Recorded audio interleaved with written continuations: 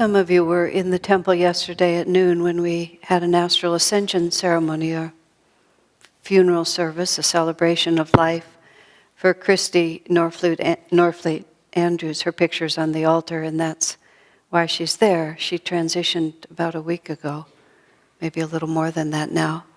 And so she and her husband Doug run our center in Scotts Valley, a little ways from here. Doug teaches in our school. He's part of our yoga training.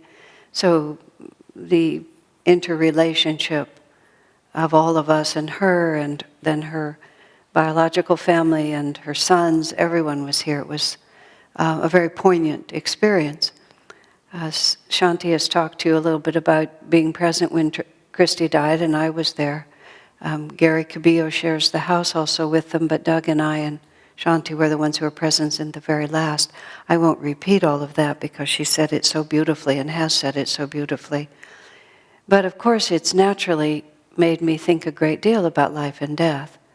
It was a particularly poignant service because Christy was not that old, and her two sons are just in their early 20s and still live at home, and so there was a lot. Her brothers, sisters, cousins. It's just, there's an enormous authenticity to a celebration of someone's passing that forces one to think about a lot of things. Christy was a very gifted musician, a really brilliant songwriter. Swami paid her a unique compliment and said that the first time he heard her sing one of her compositions, he said, "She writes music the way I do," which is that she feels it from a more subtle plane and then manifests what she feels. He still didn't add her songs to our repertoire because he felt they were a unique vibration that was related to her reality, and it didn't necessarily represent the whole of Ananda. But nonetheless, the integrity of her creativity was indisputable. And we listened to some of her songs, her recordings, and Karen sang yesterday. All of this is by way of saying, in her music, Christy said, "Life is just a journey, the curtain rises, the curtain falls. After I am gone, I will still be here. The only goal of life is to find God. Let us embrace the journey with courage." And yet, the other reality was completely present. During her multi-year struggle with cancer, she of course was concerned for her husband, but she was mostly concerned for her sons, as you can well imagine, not feeling that she'd finished her mother's duty. So all of us can just say, I can say it very articulately for a long time, that death is inevitable, reincarnation is why we're here, it's just a matter of we pass through and then we go on. Christy said it poetically and sang it beautifully, endlessly. But then there you are. There you are with young men who are just starting, who now don't have their mother. There you are with a man who waited a long time to meet the love of his life, and now she's gone. And I know the stories of many of you, and you know mine. Everybody knows everybody in this family. There's no hiding. And we all know what we've gone through. So we always stand on the cusp of sadness and joy. You know, it famously, when Steve Jobs passed away from this world, they say that his last word was, "Wow." You know, it's just like suddenly it's there. Wow. And with all this extraordinary medical advancing that we have now, people really do leave their bodies. They go into the death experience. They leave their bodies. They're clinically dead. You know, and each story that's offered is more and more interesting. You know, now one of the more recent ones was a medical doctor who in every way it was absolutely verified that he was dead But he wasn't. He was just elsewhere, doing something extremely interesting, which he came back and told everyone about. It's like, oh dear, what do we do with all of this? And the most extraordinary part of it is we exist on all of these levels at the same time.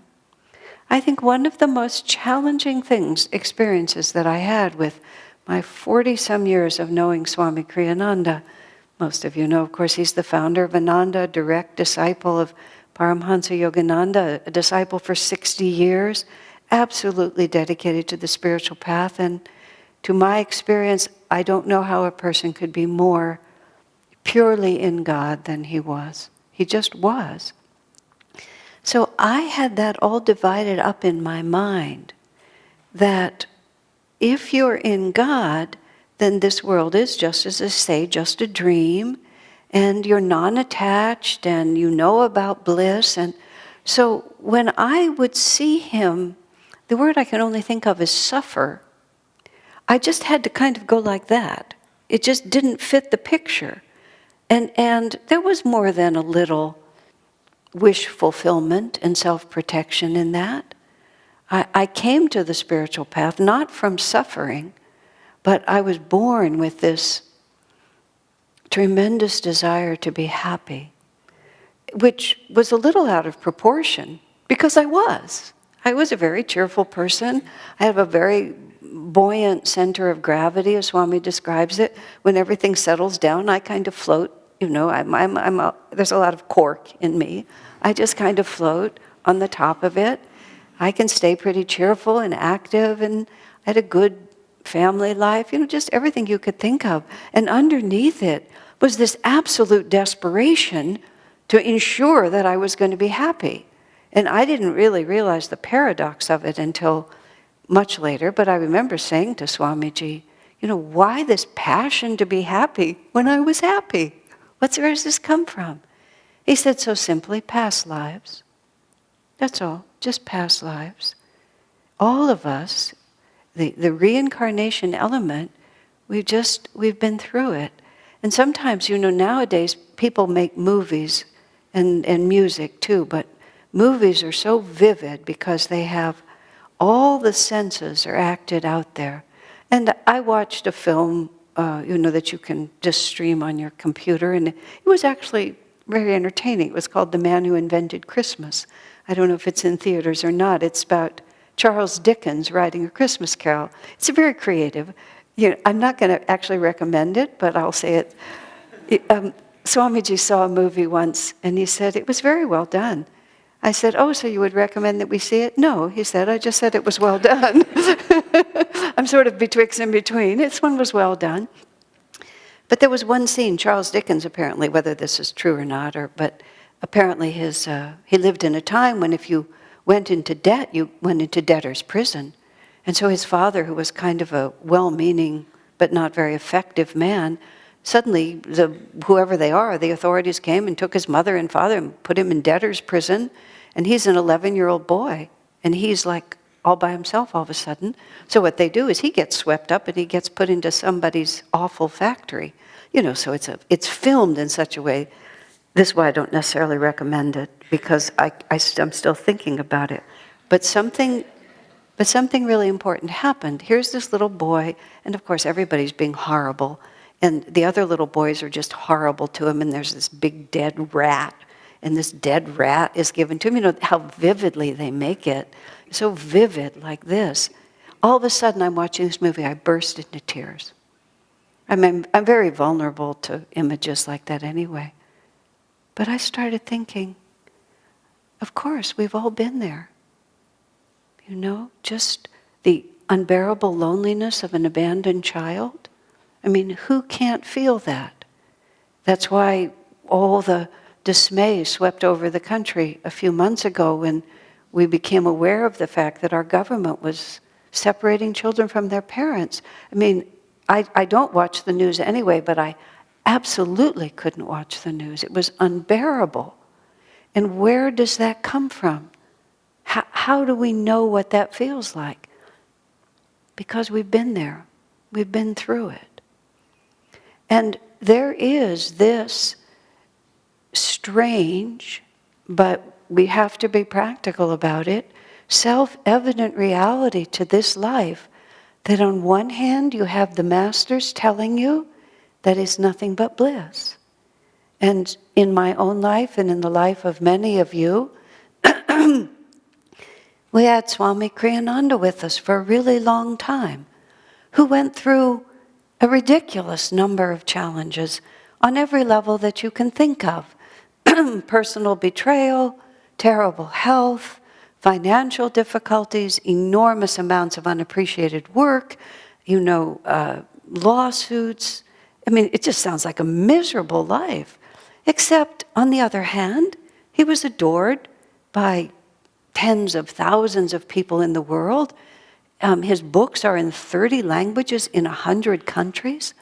I think sometimes of people reading Do It Now in Japanese, or Supportive Leadership in Polish somewhere, or somebody in China reading Secrets of Meditation. And you sort of see how the energy just disperses. Now, I want to come in another part of this. All of us who've lived in this area, this immediate area for a while, I've lived in this little circle of Palo Alto and the edge of Mountain View, east-west to our temple.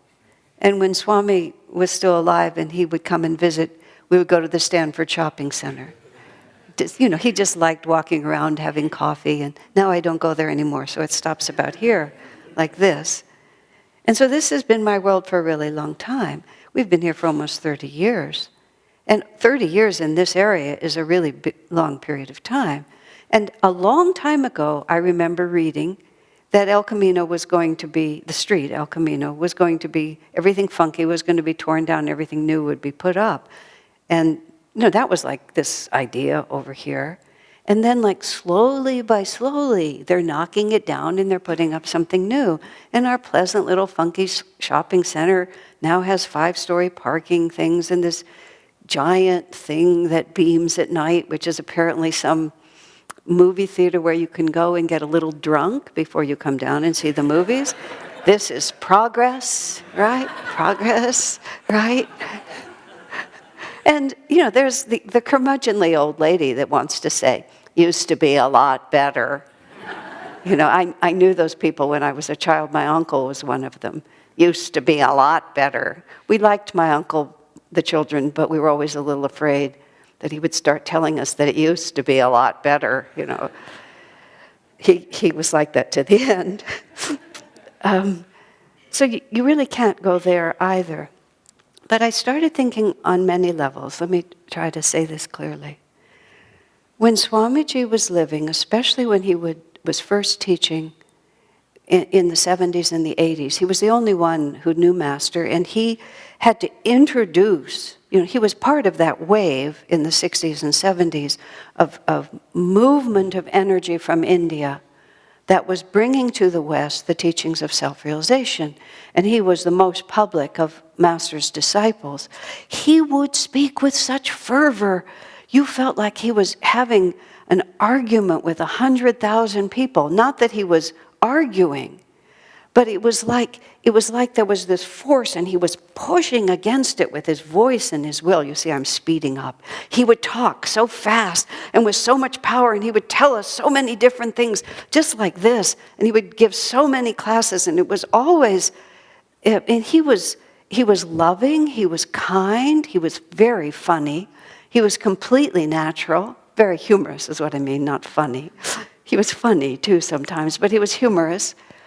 But I gradually began to realize, as I understood the teachings more, everything happens on 3 levels. First you have an idea, then you have to put out a lot of energy, and then finally it manifests. 30 years ago, somebody told me they were going to tear down all these buildings, and then they were going to put up all these big new buildings.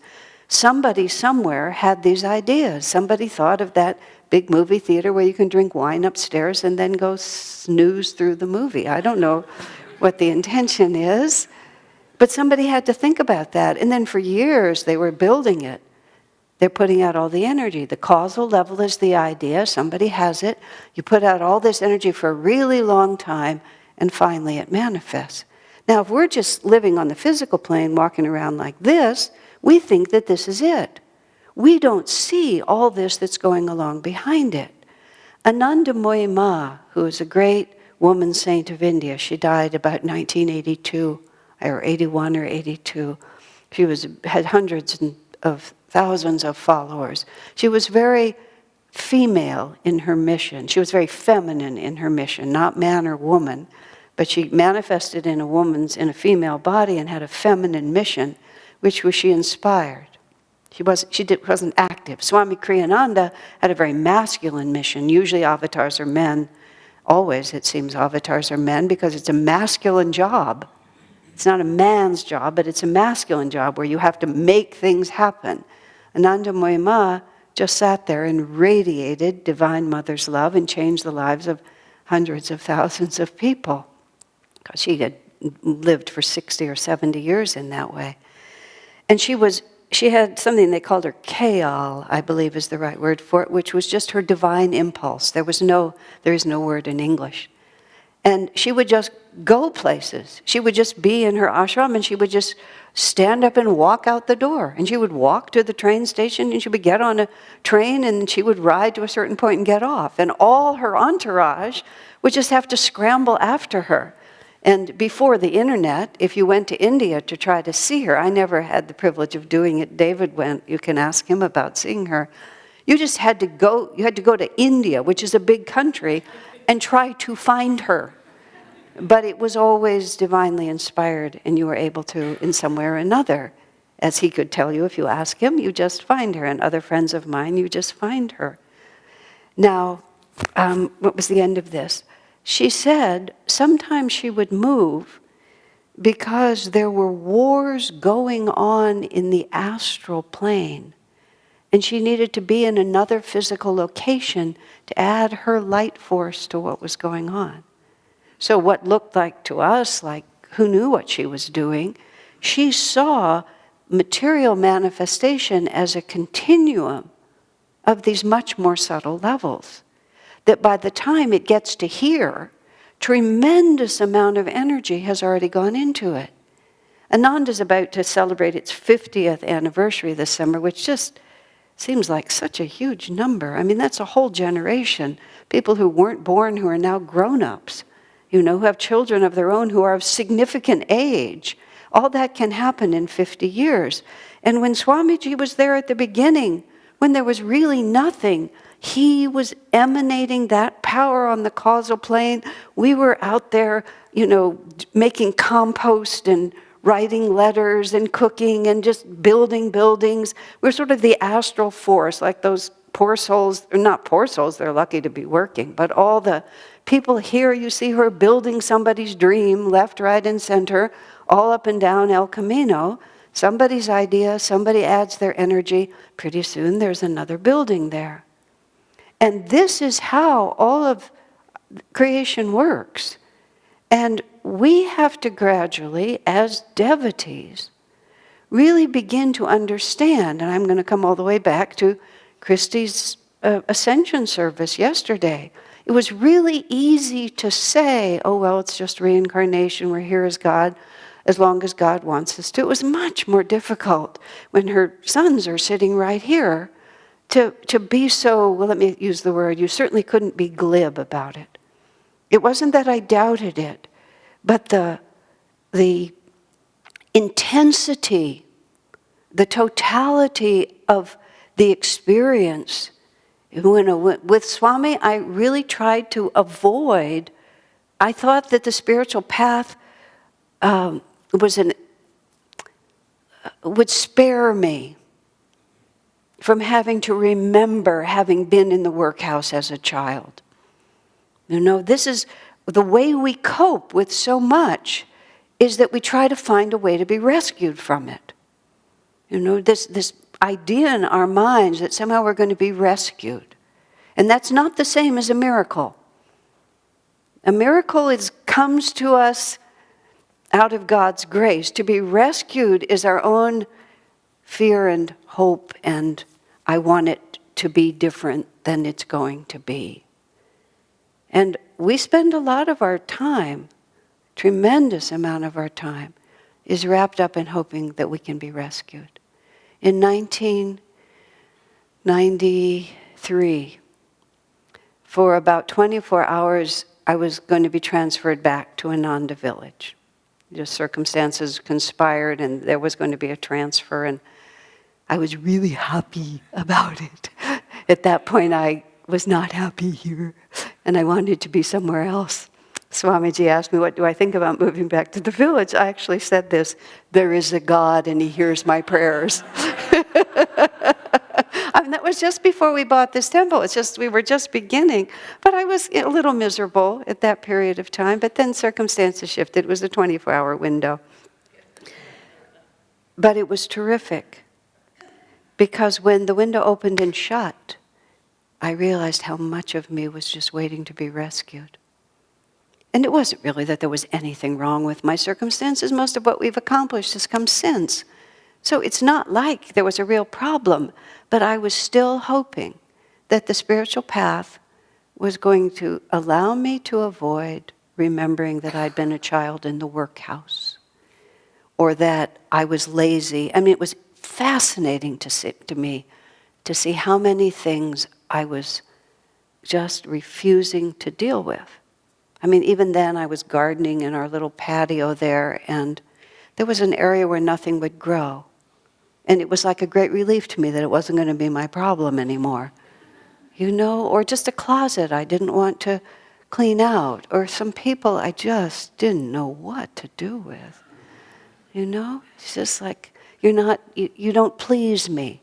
I want you to be different. And now I thought, oh goody, I will never have to like you. You know, just all these different ways that we think we're going to get out of it.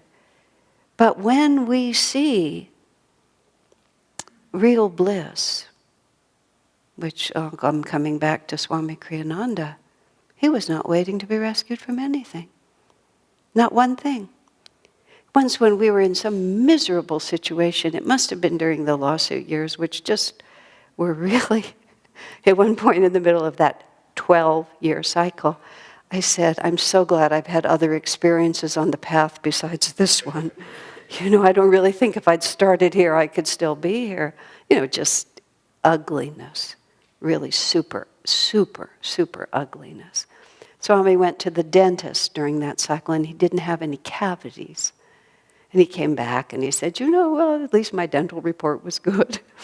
And I said, thank the Lord for little favors, you know, just a little cliche. He got totally serious. I thank Divine Mother for everything, he said. Wow. You know, just trying to find a place where I don't really have to face it, where she's just going to do it my way. But she isn't. Because we're here because we have suffered. And we have suffered because one way or another, Divine Mother was asking more of us than we were willing to give. And by not being willing to give it, we suffered. We weren't able to see her presence behind it. Now, is that easy? Oh my, that is so not easy. But this is what we're here for. Now, you know, this is Christmas, this is a cheery time. But this is also a really tumultuous time in the world. And I have a very strong feeling it's not going to get better really soon. I feel like the momentum is moving. Yesterday, or on Friday, one of the things we have with the children, our K through 8 school is just absolutely wonderful. So is our high school. And on the last day of winter break, they have this program called A Wide Variety of Talent Show, which is a brilliant bit of wordsmithing. And Gary auditions them a little to make sure it's not going to be just unthinkable, but it's a very broad spectrum. Now, within our school, within our concerts, within our plays and everything, we try to keep a very refined standard. And we try as much as possible to maintain a little bit of innocence and a little bit of purity. of course, these children go home and they all have computers and they all have huge worlds. So it's not like once they leave our care, they don't know what's out there. And the wide variety of talent show is an opportunity for various things to happen that we would not put on the stage on our own. And nothing horrifying or shocking to most people. I was up in the balcony messing around with costumes for Christmas while they were performing here. And I think it was mostly girls. Quite frankly, I couldn't watch, and I had to even kind of like that. And I hear this music come on, and the music is some wailing female voice. And she's just talking about the unbearable anguish of either because he did love her or he didn't. It was a little confusing to me which one it was. But it was one of those.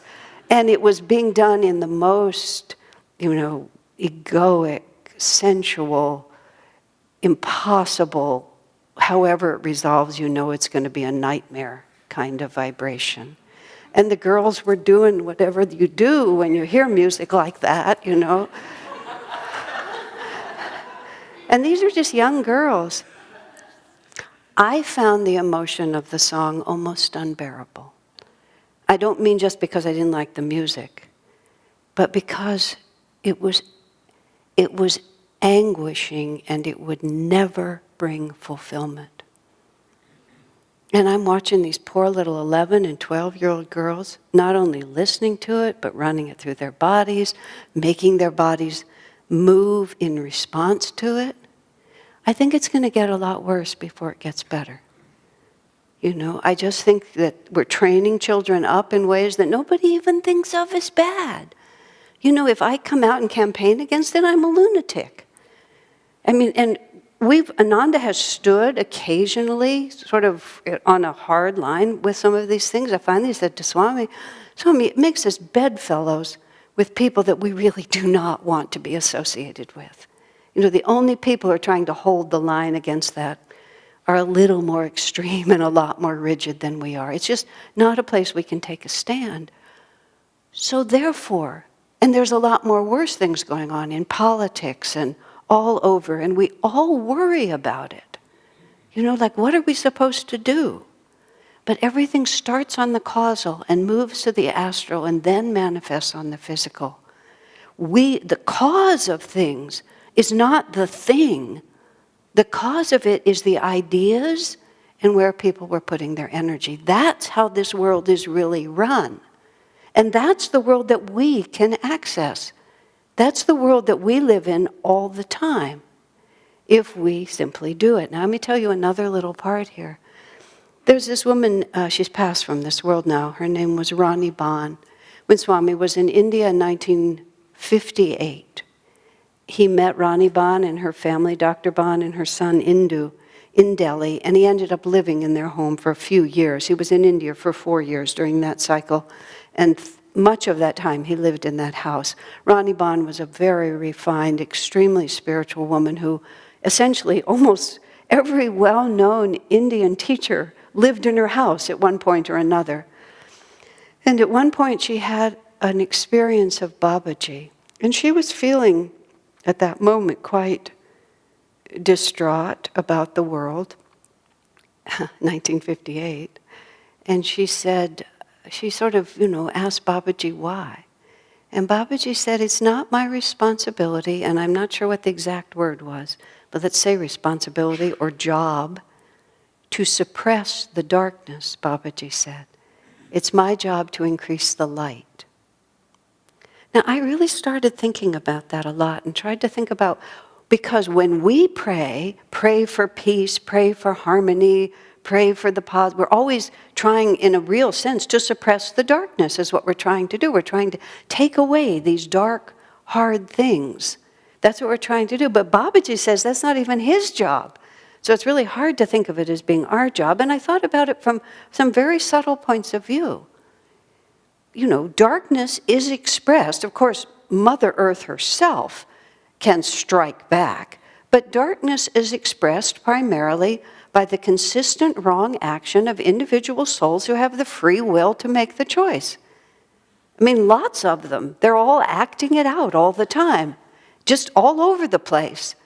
And their free will to make that choice is the way that creation was made. Our free will to decide, will I be in tune with light? Will I be in tune with darkness? We were sent on this great mission to be fruitful and multiply, and instead we went into revolt. And we wanted to have it for ourselves. Even though repeatedly we lost everything we had, we kept insisting that I'm going to do it my way. And you see people with great power doing it my way in ways that are absolutely horrifying.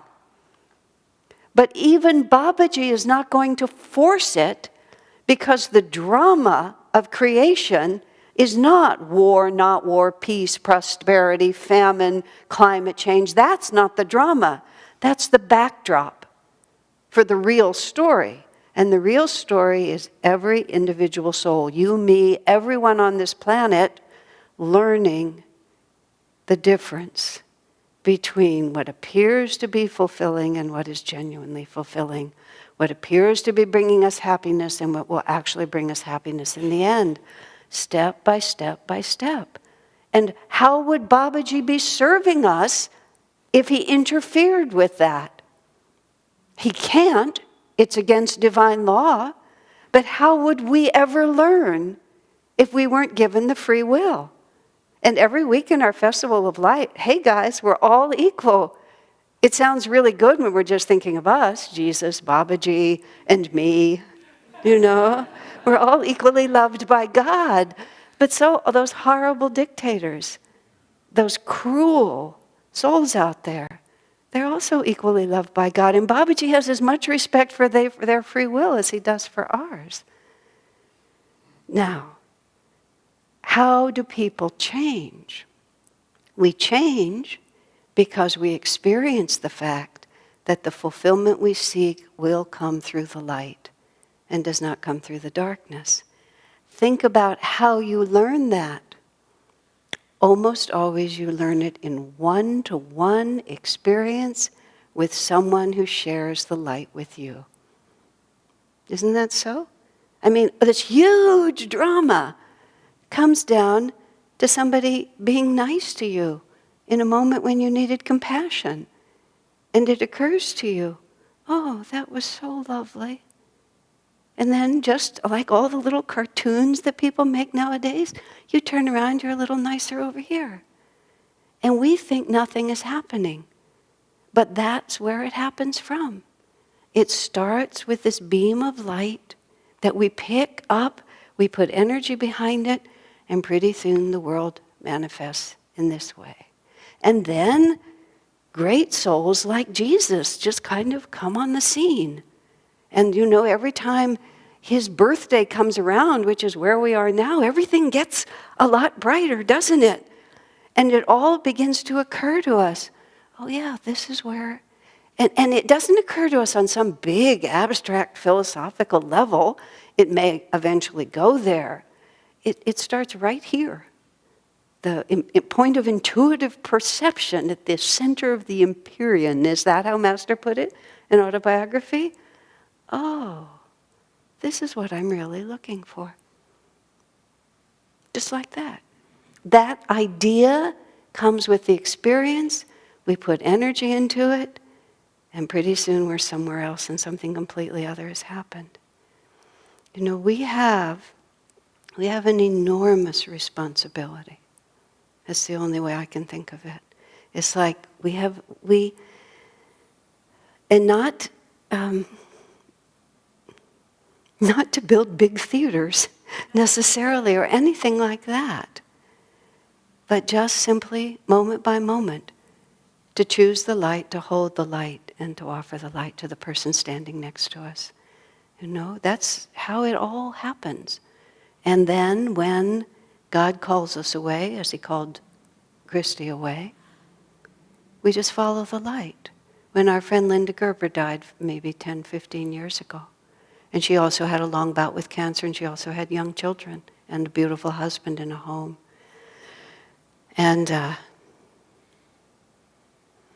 the day the doctor said there wasn't anything more they could do for her, She didn't live in the community. I just intuitively, I didn't even know why, I just went to see her, which I rarely did without her knowing I was coming.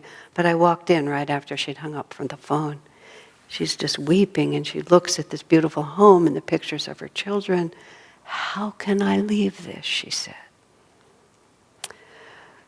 I said, "Well, I think you have a wall of fire to walk through. But on the other side of it, you'll find what you're looking for." And some weeks later, when she was on her deathbed, "You were right," she said like that. "You were right." When she asked Swamiji what she should do, he said, "Focus on the light." Just that. Don't worry about death, living, your children, your home. Just focus on the light. And that's what she did, no matter what. In the midst of wherever she was, she just looked for the light. Path gets really, really simple. And there's chaos in this world now, and I believe there's going to be more. Look for the light. And Jesus, the light of Jesus, the light of Christmas, couldn't be easier than it is now. Just look for the light. God bless you.